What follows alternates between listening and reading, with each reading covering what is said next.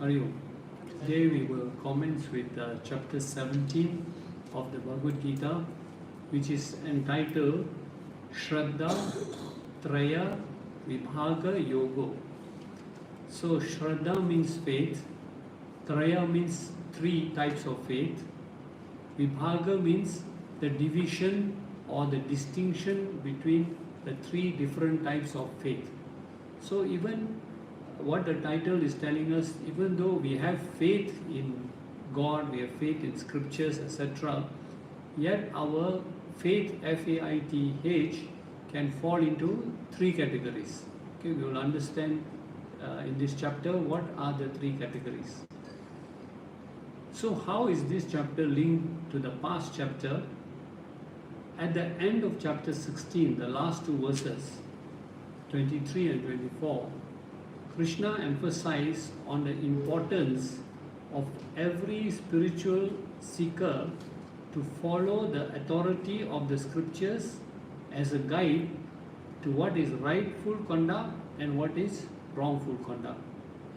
So Sri Krishna cautioned us that anyone who disobeys the ordinance of the scriptures, he knows what's in the scriptures, but he disobeys the ordinance of the scriptures and acts under the influence of their own desires. What will he not attain? So in verse 23 he says, he will not attain spiritual progress, that is for sure. Second, he won't attain happiness. He will have material happiness, but he will never have the infinite spiritual happiness. And neither will he attain the infinite goal, that is moksha. So if you disobey the ordinance of the scriptures, go against everything the scriptures say, just follow your desires, there will be no success on the spiritual path. So here we can therefore classify all human beings into three categories. First category are those who are aware about the injunctions of the scriptures, but driven by their impure nature, by their desires, they violate all the teachings of the scriptures and they follow a lifestyle motivated by their selfish desires. What are these people known as? In the last chapter 16, Krishna said they are demoniacal in nature, they are asuras. They violate all the injunctions of the scriptures. They just follow their selfish desires, their greed, etc. So these are of demoniacal nature. That is the first category. Second category of people are aware of the scriptural injunctions. And not only are they aware, but they diligently follow the lifestyle that is prescribed by the scriptures. They take the guidance from the scriptures and they implement it in their lifestyle. So they are known as divine in nature. They are the Devi Sampad, they are the divine in nature. Now, I'm sure you will also think of the third category of people. Who are they? They are not aware of the scriptural teachings. They do not know what's in the scriptures. But these people, they follow the spiritual lifestyle as taught by their elders. So whatever their elders teach them, whatever they see other people doing, they go to temples, they see how people are praying, or their elderly people tell them this is the way to pray, this is the mantras to chant, these are the flowers you must offer. So they follow all the rituals according to their ancestors, what they've been taught. Now which category will they fall in? Divine or demonic? Huh? Divine or demonic? So now there's a third category of people here. It's not that they don't fall into divine category, but this is the question that Arjuna raises. And most of us will fall in this category because we do pray. We have belief, we do have belief in God. We have belief in the efficacy of our prayers. But are we doing the right thing? Are we offering the right flowers? Are we chanting the mantras the right way? Are we following all the rituals in the right way? We do not know. But we have faith. Okay. So, now, why is it important for us to know whether we fall in the divine or demonical category? Because Krishna had also mentioned in chapter 16 that divine tendencies will lead to liberation and demonical tendencies will lead to bondage, continuous rebirth. Okay? So now this question is very important for us to understand because most of us fall in this category. Okay? So in chapter 17, the Lord will answer Arjuna's question. Arjuna raises a question in verse 1 of chapter 17. Krishna will answer from verses onwards, 2 onwards, and he will tell us about 4 different practices. So what are the 4 practices? Number 1 is called ahara, which means the food that we eat, the food that we are attracted to. So are we sattvic, rajasic or tamasic? It can be determined by the type of foods we are attracted to, what type of foods we eat, number 1. Number 2 is yajna, sacrifices, rituals. How you perform rituals. There is also the motive of how you perform rituals. Third is tapaha, austerities. How do we practice austerities? Also there are 3 types, sattvic, rajasic, tamasic. And finally, when we give charity, also dhanam, there are 3 different ways how to give charity. So obviously if we follow the sattvic lifestyle, we are more divine. If we follow the rajasic and tamasic lifestyle, we are more demoniac in nature. Okay? So now let us look at chapter 17 with this understanding, with this background. The first verse which Arjuna asked this question. So what does Arjuna say? He asks Lord Krishna, he says, O Krishna, ye utsrijya, ye meaning those who, utsrijya means those who ignore, those who don't follow. What they don't follow? Shastra Vidyam, the scriptural injunctions. Why they don't follow? Not because they know and they purposely don't follow, but because they are not aware. Maybe sometimes people who stay in remote areas, they don't have this scriptural knowledge, or people don't have access, or people don't understand the scriptures are written in Sanskrit. They have nobody to interpret it for them.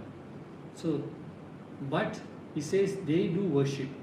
They follow, they worship the deity, they offer the flowers, they chant the mantras, but they, with what? He says yajante, they perform all kinds of worship. It's not that they don't worship. They do not know what's in the scriptures. They perform their worship, yajante, and very important, anvita shraddha. Anvita means they are endowed with faith, shraddha. So they are doing it out of faith. They have faith in God, they have faith in the prayers they are doing, they have faith in all these things. Okay? So, which category do they fall in? Okay? And then he says, O Krishna, what is the state of their devotion? He wants to know. Is it sattvic? Is it rajasic? Or is it tamasic? What is the nature of their devotion? So again, what type of person is this? They don't have knowledge of the scriptures, but they offer prayers and rituals with full faith, with full shraddha. So are they sattvic, are they rajasic, or are they tamasic? Now, Bhagwan answers from verse 2 onwards, okay? And all the prayers that we perform, whatever prayers we perform, are they in accordance to the scriptures? So what is the nature of our faith? Okay? So this is what Bhagwan replies in verse number 2. He says, Saha Shraddha, the faith of a person, Dehinam means a human being, okay? So, is based on Swabhavaja. Now this word Swabhavaja is very interesting. Krishna is saying, if you do not know what's in the scriptures, how to perform the prayers according to scriptures, but with faith you perform. What is it that is driving your faith? It is your swabhava. What is swabhava? Swabhava means it is your own nature. How you have been brought up, to what you have been exposed with, to what you have read. So all this swabhava, ja means it is born out of your own characteristic or nature. Okay, ja. So what is your nature? Your nature is nothing but a product of your past actions. Whatever actions you've been performing, whatever experiences you've been having, they have left a deep impression in you. So supposing you go to a particular temple, your parents take you to this temple and you pray, and you find that your prayers are answered. So what happens then? You have more faith in that deity, you have more faith in that prayers and rituals. Whether you are doing things rightly or wrongly, you do not know, but with faith you pray. So Krishna says, your faith is now determined by your own nature. And our nature, we have been told, Bhavati is Trivida. Our nature is of threefolds. Okay? What are the threefold nature? Basically it is Sattvic, Rajasic and Tamasic. It is determined by our Gunas. So if our Gunas are Sattvic, we will pray accordingly. If our Gunas are Rajasic, we will pray in a different way. Okay? Now, understand one thing. Our lifestyle has been conditioned by the Gunas. But we are not a slave of the Gunas. We can change. According to our lifestyle, we can change the Gunas also. Okay? So, what is called as Purushartha? I'm sure, how many of you have heard of Purushartha? You know what is Purushartha? Purushartha is free will. That has been, all human beings have been blessed with this Purushartha. So it means that we can change if we want to change. Okay? So now Krishna says, Shrunu, listen to me carefully while I explain to you what are the three types of faith. So how we can also determine whether our faith is Sattvic, Rajasic or Tamasic. Okay? So now from verse 3 onwards up to verse 22, Krishna will speak about the three types of faith. Shraddha, Traya, Vibhaga. So what does Krishna say in verse number 3? He says, Sarvasya, every human being, okay, who has no, what we call exposure to scriptural knowledge. He says, their Shraddha, their faith is Bhavati, is formed or arises out of Anurupa, according to what? Now, if you see the word Sattva here, okay, you see the word Sattva, Sattva Anurupa, okay? This word Sattva does not mean Sattvic, okay? What does this word Sattva mean? Krishna is saying that all beings, their faith is based on the Sattva Anurupa. Now, what does this word Sattva means? This word Sattva refers to the internal equipment. What is our internal equipment? Mind. The mind. It refers to our mind. Why does it refer to our mind? Because every action that we do is controlled or guided by the mind. What is the nature of your mind will be the nature of your actions. So mind here, when we talk about mind, is not the brain. Okay, don't mistake it for the brain. Here in our scriptures, it is mentioned that your mind has got 4 components. 4 aspects are in your mind. These 4 components of your mind are influencing your actions. So what are the 4 components? One is called manas, the other is called buddhi, the third is called ahamkara, and the fourth is called chitta. Okay, we'll look at all the 4. All these 4 are influencing our decisions and how to perform actions. So, what is manaha? What is manas?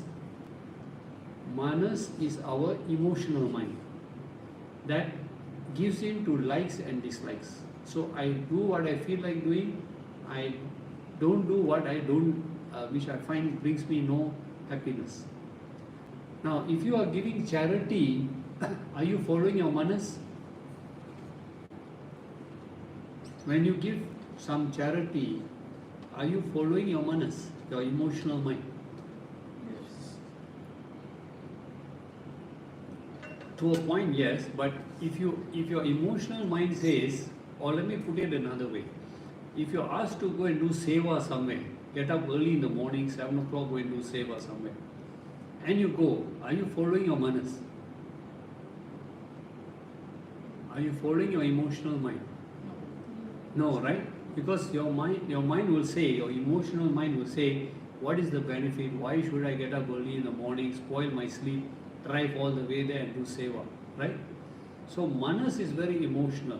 It follows likes and dislikes. But there is something else that guides our actions, that is called the buddhi or the intellect. The intellect says or guides you what is right and what is wrong. So today you come for Gita class, are you following your manas or your buddhi? What are you following? You're following your buddhi, because if you follow your manas, you won't be here, you'll be in coffee bean.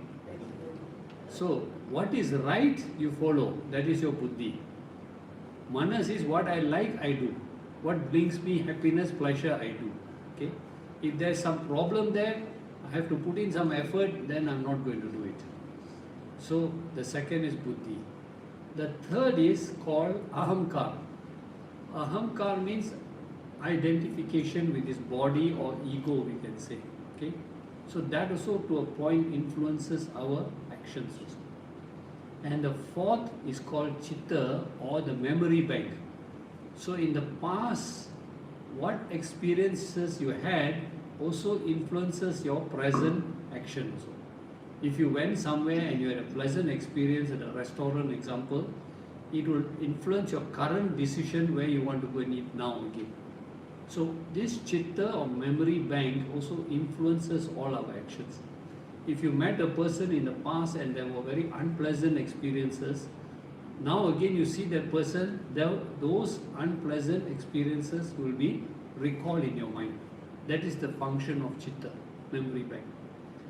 So that means what Krishna is saying, Sattva, your state of your mind, which includes manas, buddhi, chitta, ahankara, will ayam purusha, this person who lacks scriptural knowledge, will guide his shraddha, his faith.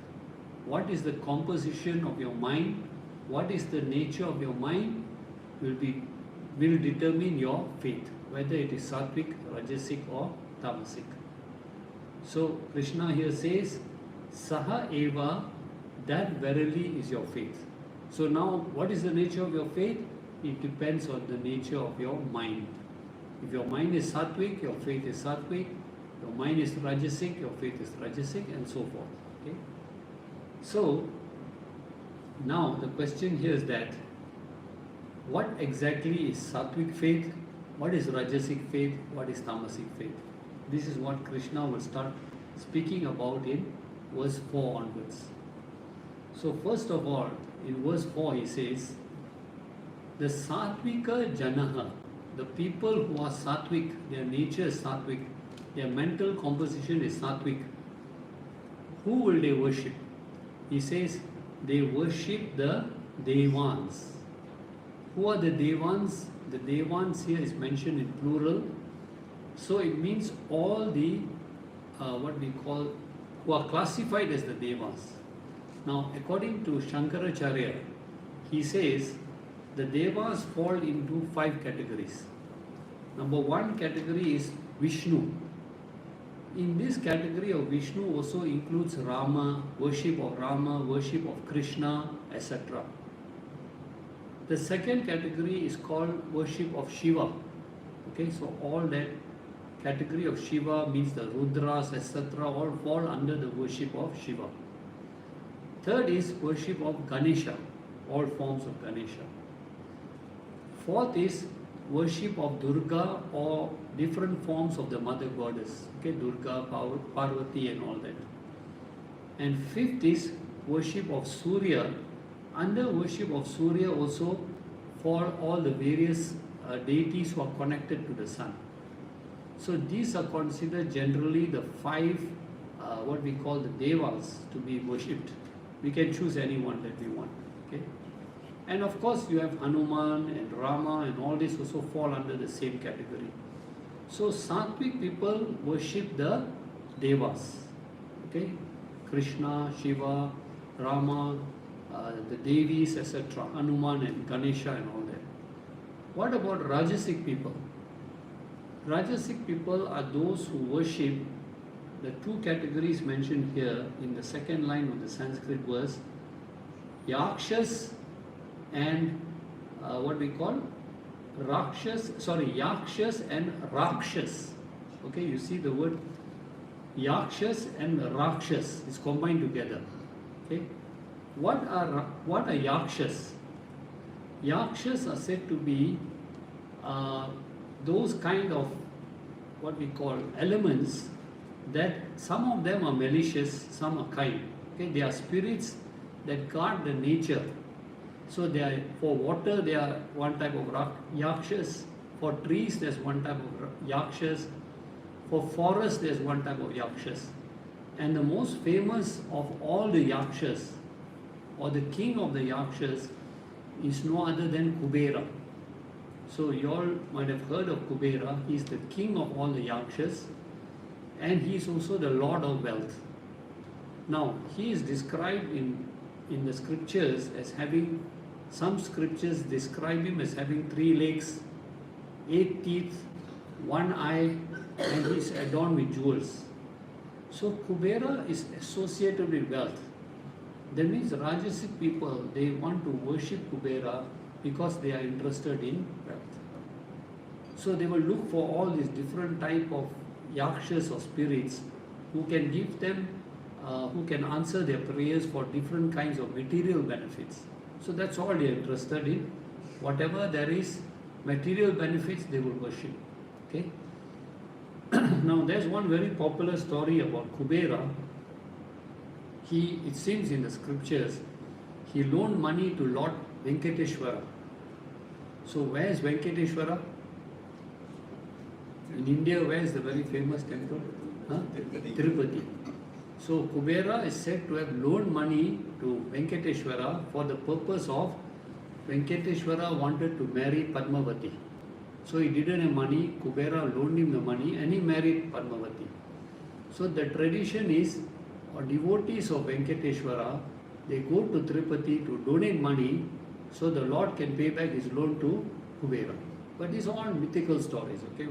What is there and all, but these are all the myths and stories about Kubera. Okay? There are many, many stories.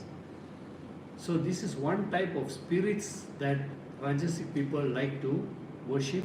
For what purpose? For material purposes. Okay? The second type of what Rajasic people like to worship are called the Rakshasas. Rakshasas are the demoniacal people. They have supernatural powers. They are generally considered evil and they do destructive things. So why do Rajasic people worship them? Because they want to get supernatural powers, right? All kinds of supernatural powers they want. So they worship all these kind of demons, okay? To acquire more wealth, more power, and they have all these kind of magic tricks that they can do to impress others in order to get more money from people also. Okay? And Krishna says, Tamasic people, the Tamasic Janaha, Tamasic minded people, what do they worship? Ganams, the word Ganams here, if you see in the third line of the Sanskrit text, there is Pretan, Bhuta, Ganams. So you have to break it up into 3 words. Okay? Ganams means the classes of Pretan and Bhuta are ghosts and spirits. So these people worship all these ghosts and spirits. Now, who are all these ghosts and spirits? It is said in our scriptures that these ghosts and spirits died a very unfortunate death, right? Either in an accident or committed suicide or they were murdered by somebody. So their spirits are still roaming around. They are not happy. Okay, they are very destructive natures. So tamasic people worship such ghosts and spirits for the purpose of harming others also. Okay, there are those kind of.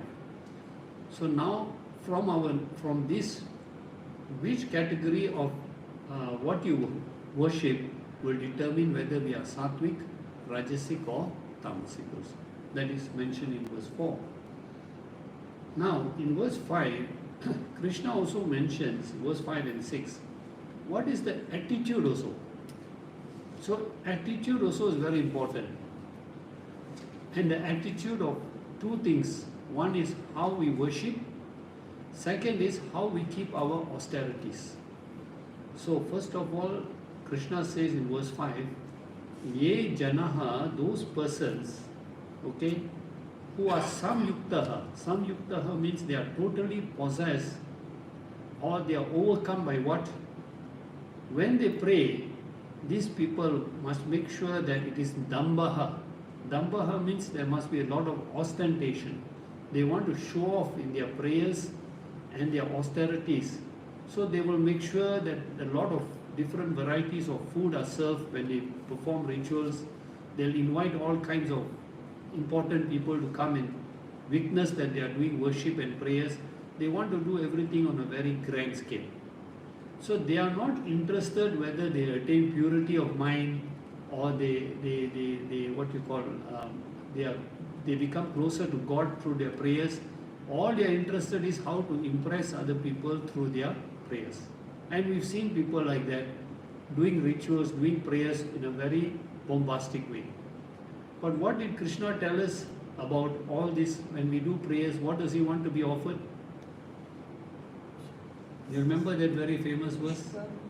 Patram pushpam palam toyam. He never asked for ostentation. Just one leaf, one flower, one fruit is good enough. But these people go beyond that. So they perform prayers with ostentation. So those are also very rajasic or tamasic type of people who do this kind of prayers. And why do they do it? Because of ahamkara, because of ego. They want to impress society, they want to impress people. And then Krishna says they are anvitaha, they are absorbed or intoxicated by three things: kama, raga, bala. Because of their intoxication with kama, they have many selfish desires they want to fulfill, number one. Raga means attachment to what they have, they want to hold on to it. And bala is because of their power. So they want to show off their power. Now, if you look back at the scriptures, there are many such people like Hiranyakashipu, like Ravan, etc. They do perform prayers, they do rituals, but that's what they follow. They have a lot of ostentation, they want to show off their power, their arrogance, their attachments also. So Krishna says, these people, they tapyante, they undertake tapaha, they do penances, they believe, they do penances with belief, but what type of penances do they do? Ghoram, which are very severe, which they are willing to go to severe lengths to practice all kinds of penances that harm the body. You can see people go to extreme lengths, do extreme fasting, stand on one leg, bury themselves in the sand, do extreme things that hurt the body and harm the body. Now we have to be very careful about this, because it does not mean that the more what we call extreme austerities I keep, that God will be more happy and He'll give me more. God never wants to see us suffer. We think by our ignorance that the more extreme austerities I do, the more happy God is, the more I get back from Him. But Krishna is saying here, they practice ghoram tapaha, severe austerities. They undertake all kinds of painful rituals and austerities. And why? And then he tells us what is the problem with all these severe austerities. they are ashastra vihitam. Now this word ashastra vihitam. Shastra means scriptures. Ashastra means those which go against the injunctions of the scriptures. The scriptures never prescribe us to perform severe austerities. See, if you have gastric problems and you fast, what are you doing? You are hurting and killing your own body just to maintain the fast. So fasting is good. We should practice fasting, but if it harms the body, the scriptures don't advise such kind of fasting or any kind of severe austerities that hurt the body should not be practiced. So, Ashastra Vihitam, they do all these kind of practices that go against the ordinance of the scriptures. And then in the next verse, Krishna explains more about this practice of severe austerities. What does he say? He says, Karshayanta, they torment and they torture. They torture what? Sarirashtam Bhuta. The Bhuta means the 5 elements that make up this body, this Sarira. They torture these 5 elements. So they are bringing pain and they are bringing all kinds of problems to this body. They end up suffering, the body ends up suffering. It weakens the body. And when our body is weakened, how are we going to carry on doing more rituals? How are we going to go on doing other duties and all that? So never ever engage in any type of rituals or austerities that harm or torture the body. It is not advisable at all. Okay? And we've seen many of this being done. Okay? And Krishna is saying they are against the ordinance of the scriptures. And he says not only do they torture this body, but he says you are also torturing me, mam evacha. So how are we torturing the Lord? Our question is, I understand by doing severe austerities, I torture the body, but now God is saying, you are even torturing me also. Why? Because anta sharira rastam. Sharira, in this body, anta, inside this body, Lord says, I also reside. I am residing in your own body. So when you torture this body, you are also indirectly torturing me also. You are torturing this divinity which is within you. This body is a temple of God. Why are you torturing the body?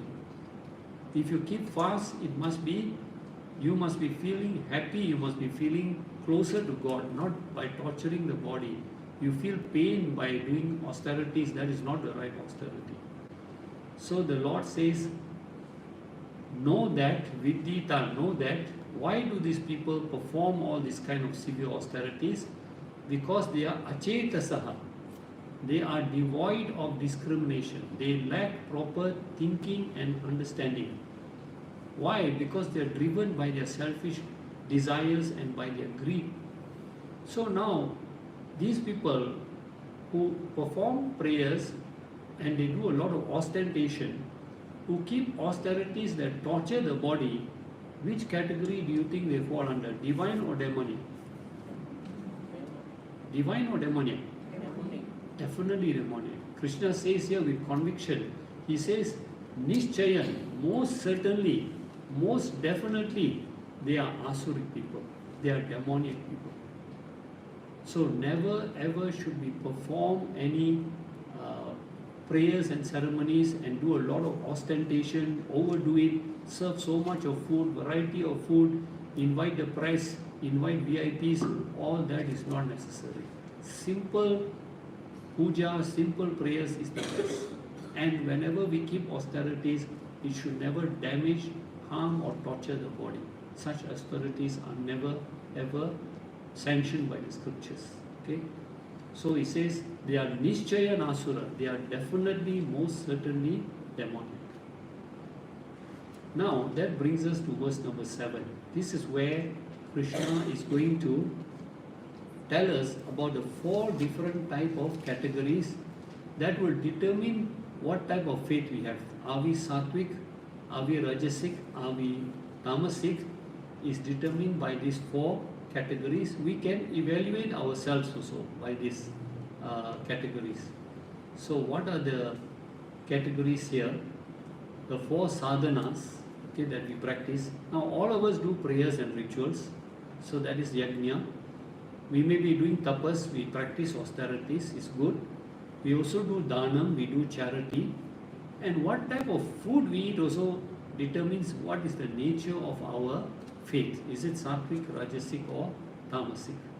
So let us see what are the 4 sadhanas that Krishna is talking about.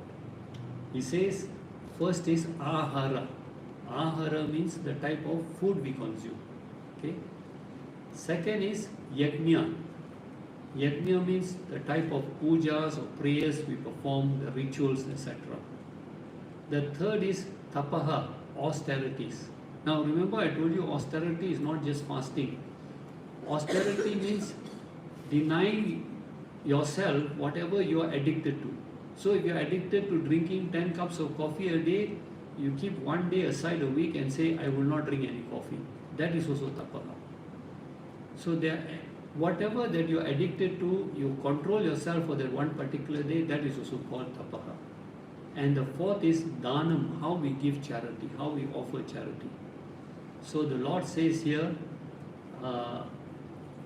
He says now, hear about all these 4 categories and how they are, all these 4 categories are trivida, they can be divided into 3 categories. So these 4 practices can be divided into sattvic, rajasic or tamasic. So he says now, Yakya, Dana, Tapaha, Ahara, listen to the classification of these 4 things. So now in verses 8, 9 and 10, Krishna will tell us what is sattvic food, what is rajasic food and what is tamasic food.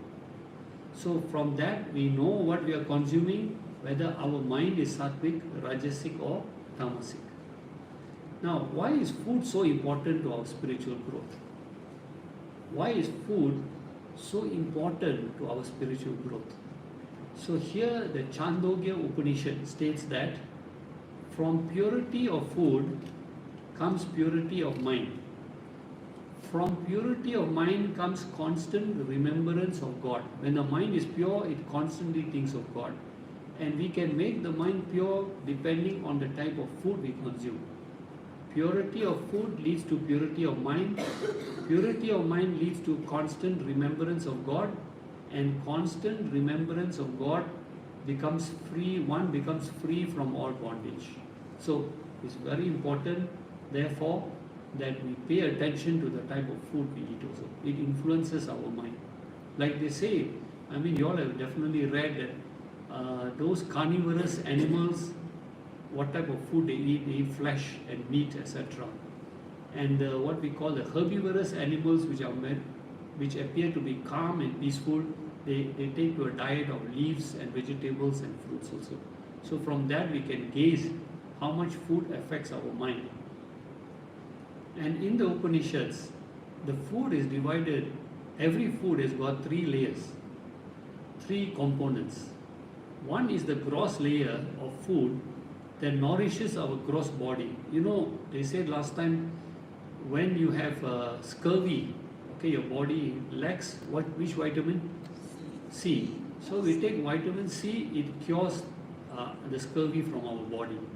So the gross aspect of oranges, which contains vitamin C, will be affecting our gross body. So that is the first part. But the scriptures say there is also a subtle portion of every food that affects the subtle mind. The gross food affects the gross body. The subtle aspect of the food affects our subtle mind. And there's the third aspect of food, which is called a waste product, which is evicted from our body. So every food contains these 3 components. Everything that we eat affects our body, affects our mind also. Okay? So we have to be very careful. Now, what are sattvic foods here? The Lord mentions here in verse number 8. He says, sattvic foods are vivardhanaha, they specifically contribute to. Now, you don't expect Krishna to give you a list of foods. He'll tell you eat berries or eat apples or eat avocado and all that. He's not going to do that, okay? Because then it becomes a cookery class, okay? So he is going to give us very general guidelines of what is sattvic, what is rajasic, what is tamasic. From there we have to deduce which food falls under which category. So he says here, sattvic foods are vivardhanaha, are those foods that specifically contribute to what? Ayuhu. Ayuhu means they contribute to a long life. Okay? Sattva, they contribute to firmness of mind, mental strength. 3, balaha, physical strength to carry out our duties. Next, arogya, they give us good health, they keep us free from diseases. And sukham, they give us contentment. When we consume these foods, they don't give us indigestion, they don't give us health problems. Okay, burning sensations when we consume these foods. Priti, delights, so they don't cause any discomfort in our body. Then he says foods that are rasya, succulent, juicy. So now you can understand what type of foods is he talking about. What is that? Succulent and juicy. Fruits and vegetables. They are juicy, they are succulent. Okay? Snigdha, oleaginous, meaning not dry, they contain natural oils. Like what? Nuts, seeds, olive oil, sunflower oil, all these fall under the sattvic food category. Okay? Stiraha, substantial, they provide hydration, nourishment. So again, what are these? Fruit juices, milk, water. Okay? Hridya, they are agreeable or pleasing to our senses, foods that don't have foul smell. Okay? Natural foods. He says these are the foods that are sattvika priya, they are liked by sattvic people. So that means basically all the natural oils, olive oil, sunflower oil, fruits, vegetables, foods that don't cause, while we are eating, they don't cause burning sensations, they don't cause indigestion. Those are all sattvic type of foods, healthy foods, okay, that contribute to our health. Now we come to rajasic foods. So, okay, what are rajasic foods? So, first is, he says rajasic food is that which is khatu. Khatu means anything that is bitter. Okay, when you eat it, it's very, very bitter, number one. Amla, which is very sour. Lavana, salty. Usna means hot in terms of temperature, when you eat food that is extremely hot. Okay. Tiksna, pungent, like chilies and spices. Uruksha, it is devoid of natural oils, it's very dry, it doesn't have any natural oils. Next, Vidahina is burning like mustard seeds. When you eat, it burns your mouth, it burns your digestive system. So the idea is we should not consume food that is bitter, sour, salty, etc. Now, here if you really read it, it basically, we can't eat any food that we eat, right? Almost every food has got some bitterness, some saltiness, some sourness. But there's one word missing here in the English text, which is in the Sanskrit text. That's why when sometimes we read the English text, see, you read the English text, foods which are bitter, sour, salty, hot, pungent, dry, burning, okay, almost all our food falls into this category. But one word is missing from here, which is in the Sanskrit text and not in this English text. And that word is called ati. Ati means what? Excessively. So Rajasic people like to eat food that is excessively bitter, excessively pungent, excessively salty, excessively burning your mouth and burning your digestive system. So as long as we consume these foods in moderation, it's okay. But if you like all these excessive type of foods, hot, chili, pungent, etc., then that is Rajasic in nature. So the word ati must be added to this English text which is missing there. Okay? So that's why there's always a lot of question whenever we come to this verse. They say then what to eat, you know. Almost everything we go for banana leaf, that's spicy, nasi kanda is spicy, mee goreng is spicy, Almost everything you look at Malaysian food has got spicy curries and all that. But no, understand the word is excessively. And if you think about Rajasic people, they like to live life excessively. Everything they want in excess. Money in excess, power in excess, everything in excess. So, what else is it about this food? He says these Rajasic foods, they produce dukkha, pain. During consumption of these foods, there's severe burning of sensation in the mouth, in the digestive system. You can see people sitting down eating this banana leaf or nasi kanda, they'll be literally having tears rolling down their face, but they enjoy this food. And they'll go back again and again and again and eat this food because it creates all these burning sensations. So dukkha, they create burning sensation in the mouth, tears in your eyes, they burn up your digestive system, that is dukkha. Second, shoka. Shoka means sorrow. After the consumption of this food, there is heartburn, there is bloating. So even after, while you're eating already, is already burning your system. After you finish eating also, it continues to cause digestive problems. And amaya, diseases. What are the diseases? When you consume excessively spicy, bitter food, gastric ulcers, acidic reflux and all these kind of problems. So from there we can deduce what are the food. We know actually, in fact this is what a nutritionist will tell you to avoid all these type of foods because in the long run also they cause all these kinds of problems. So Krishna concludes by saying, ahara, these are the foods which are ishtaha, which are dear to Rajasic people. Okay? So excessively type of foods that we eat. Now we come to Tamasic foods. What are Tamasic foods? So Tamasic people are attracted to foods which are yata yaman, which are half cooked, improperly either undercooked or not properly cooked, not suitable for consumption. But Tamasic people, they don't care, they just want to eat, they just eat whatever it is. Okay? Gata rasam, food that is lacking in rasa, essence, there is no nourishment in that food. Okay? So again, these are what type of foods in today's environment. Fast foods will fall under this category. Excess consumption of fast foods falls under Tamasic category. Next classification, puti. Puti means putrid, food that has become stale or rotten, but there are people who eat it, they don't care. Okay, so rotten, and you know these are the people also, products which have got expiry dates, food, they don't care, they will buy that because it's cheap, they don't mind consuming that also.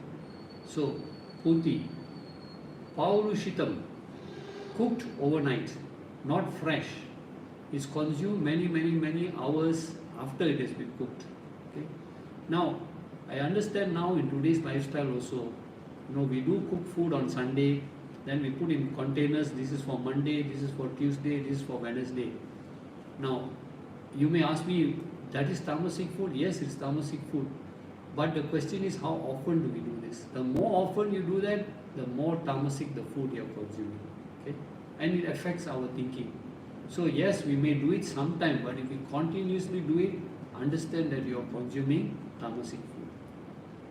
Next classification, uchistam, which is remnant food that has been consumed by others and then is left by others, they partially consume it and you go and eat that remnants of that food. That is also Tamasic food. And now the most important point here. How do we classify Tamasic food? This word is very important. In the third line of the Sanskrit text, you see the word amedium. Amedium. Amedium means unfit for sacrifice, impure. So what kind of food do you think it is? Meat. That which we won't put on the altar to offer to the Lord is the food that we should not put into our body because that's where the Lord is residing. So all meat products, alcohol, drugs, etc. will fall under this category, amedium. Okay? Because nowhere it mentions meat, but indirectly amedium means basically meat products. So In Vedic culture, we go back to Vedic culture, the purpose of preparing and serving food was for three purposes. Whenever we prepare any food in the house, in Vedic culture, they say there are three purposes. One is, portion of the food is taken out and offered to Bhagwan on the altar.